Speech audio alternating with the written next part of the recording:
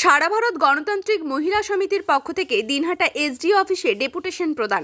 শুক্রবার দুপুর 12টা 15 নাগাদ সারা ভারত গণতান্ত্রিক মহিলা সমিতি দিনহাটা লোকাল কমিটির পক্ষ থেকে লক্ষ্মীর ভাণ্ডার, বার্ধক্য ভাতা ও বিধবা ভাতা সহ আবাস যোজনার তালিকায় দুর্নীতি, মহিলাদের পাশাপাশি দিনহাটা মহকুমা হাসপাতালের নিরাপত্তা সুনিশ্চিত করার দাবিতে দিনহাটা মহকুমা শাসকের নিকট 5 দফা দাবিতে ডেপুটেশন প্রদান করা হয়। এদিন ডেপুটেশন প্রদানের পর সারা ভারত গণতান্ত্রিক মহিলা সমিতির সদস্যরা জানান, দাবি পূরণ না হলে বৃহত্তর গণ আন্দোলন গড়ে তোলা হবে। এখানে আমরা দিলাম ডেপুটেশন, আমরা এসডিওকে দিতে পারলাম না। পরবর্তীতে যদি দেখি আমাদের এই দাবিগুলো সঠিকভাবে না হচ্ছে, কাজ না হচ্ছে, তাহলে আমরা বৃহত্তর আন্দোলন দিতে যাব। এইটা আমরা বলে আসি। কি বললেন প্রশাসনিক আধিকারিকরা?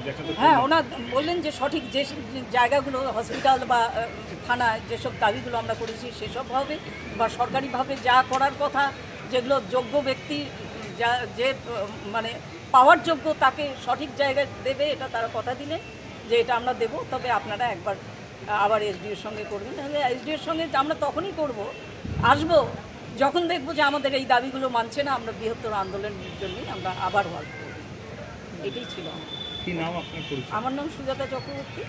আমি দিনহাটা সারা ভারত গণতান্ত্রিক মহিলা সমিতির দিনহাটা লোকাল কমিটির সম্পাদিকা।